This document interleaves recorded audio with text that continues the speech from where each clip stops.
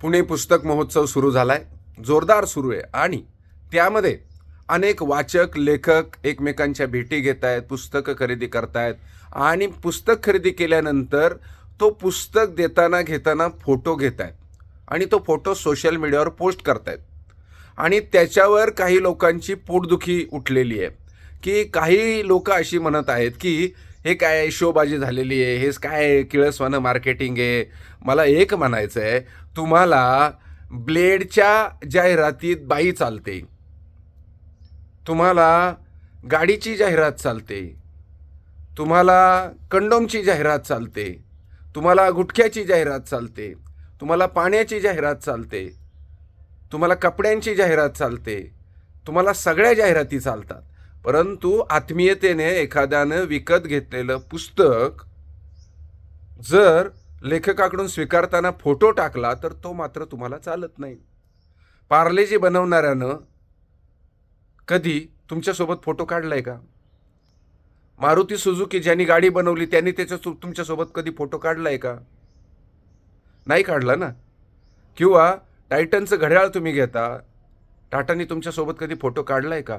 अरे मग जो लेखक आत्म्याची झीज करून लिहितो तो लेखक जर वाचकांना भेटला तर वाचकाला आनंद होणं स्वाभाविक आहे.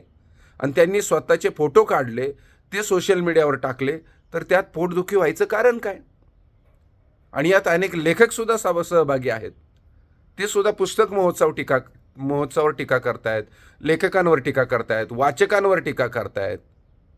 म्हणजे मला फार न उलगडलेलं कोड आहे. मी काय म्हणतो, जे घरात बसून टीका करतायत, सोफ्यावर बसून टीका करतायत, त्यांना विनंती आहे, जरा घराबाहेर पडा.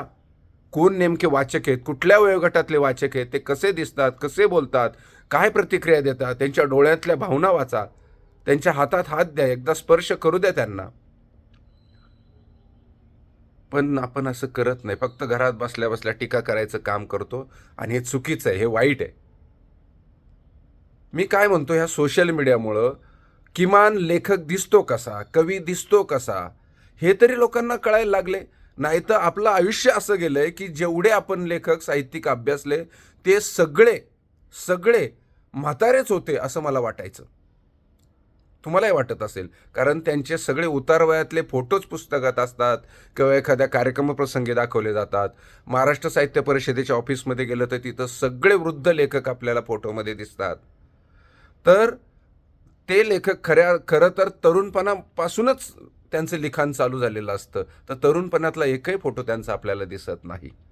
तर आत्ता जे तरुण लेखक लिहिते झालेत, बोलते झालेत, ते लेखक जर आपल्याला कुठल्या तरी निमित्तानं भेटले आणि त्यांच्यासोबत फोटो काढायची संधी मिळाली या तंत्रज्ञान युगामध्ये, तर वाईट काय आहे त्यामध्ये? बरं, एखाद्या पुस्तकाचा फोटो काढून जर सोशल मीडियावर टाकला आणि तो फोटो पाहून दुसऱ्यांनी पुस्तक घेतलं, याला जर तुम्ही मार्केटिंग म्हणत असाल तर काय फरक पडतो?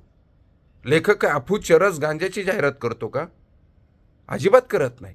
म्हणून माझी कळकळीची विनंती आहे, जळू नका, तुम्ही मैदानात या आणि वाचकांना भेटा, आपल्या चाहत्यांना भेटा, त्या आनंद घ्या. अरे उद्या काय मेला म्हणजे टाकतील जाळून, काय फायदा आहे आपला? माणसाचा काय भरोसा आहे? आज आहे उद्या नाही, बरोबर आहे का नाही?